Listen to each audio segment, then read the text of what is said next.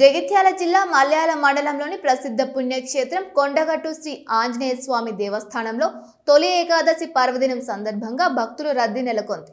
తెల్లవారుజాము నుంచి భారీ సంఖ్యలో తరలివచ్చిన భక్తులు స్వామివారిని దర్శించుకుని ప్రత్యేక పూజల్లో పాల్గొన్నారు. ఈ సందర్భంగా ఆలయంలో ఆంజనేయ స్వామి, శ్రీ వెంకటేశ్వర స్వామి అమ్మవారికి తిరువంజనం, ఫలపంచామృత అభిషేకం, పట్టు వస్త్రాలంకరణ, శాస్త్రనామార్చన తదితర విశేష పూజలు వైభవంగా నిర్వహించారు. ఆలయ ప్రాంగణం గోవిందనామ స్మరణాలు, భజనలతో ఆధ్యాత్మిక వాతావరణాన్ని సంతరించుకుంది. స్థానాచార్యులు కపీంద్ర శర్మ మాట్లాడుతూ తొలి ఏకాదశితో హిందూ ధార్మిక పర్వదినాల పరంపర ప్రారంభమవుతోందని తెలిపారు. ఈ రోజు నుంచి శ్రీ మహావిష్ణువు చతుర్మాస యోగ నిద్రలోకి ప్రవేశిస్తారని, తొలి ఏకాదశి ఉపవాసం పూజలకు విశేష ప్రాధాన్యత ఉంటుందని అన్నారు. నిష్ఠతో ఏకాదశి వ్రతాన్ని ఆచరించి భక్తితో దేవుణ్ణి సేవించే వారందరికీ శ్రీ మహావిష్ణువు కటాక్షం లభించాలని, ఆంజనేయ స్వామి అనుగ్రహంతో ఆయురారోగ్యాలు అష్టైశ్వర్యాలు సిద్ధించాలని ఆకాంక్షించారు.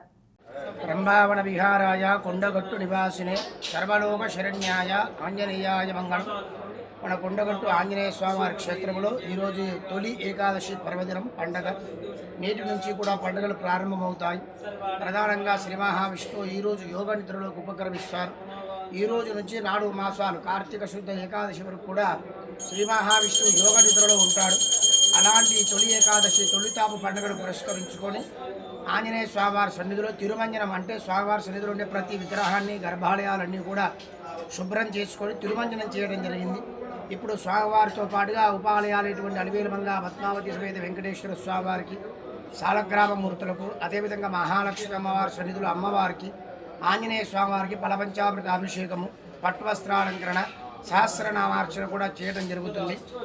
ఈ యొక్క పండుగను పురస్కరించుకొని లోకా సమస్త సుఖినో భవంతు కొండగట్టుకు వచ్చేటువంటి ప్రతి భక్తుడికి కూడా ఆ శ్రీమన్నారాయణుడి యొక్క కృప చేత అందరికీ కూడా ఆయురారోగ్యాలు అష్టైశ్వర్యాలు కలగాలని కోరుకుంటున్నాం. ఎవరైతే ఈ ఏకాదశి వ్రతాన్ని ఆచరిస్తారో వారికి మహావిష్ణువు యొక్క అనుగ్రహం తప్పకుండా కలుగుతుందని చెప్పి పురాణ ప్రవచనం. కాబట్టి భక్తులందరూ కూడా ఈరోజు నియమనిష్టలతో మీ యొక్క ఇష్టదేవుని ప్రార్థన చేసి మహావిష్ణువుని తులసి దళాలతో అర్చన చేసి యథాశక్తిగా విష్ణు సహస్రనామ పారాయణం చేసుకోవాల్సిందిగా కోరుతున్నాం. జై శ్రీరామ్, జై హనుమాన్.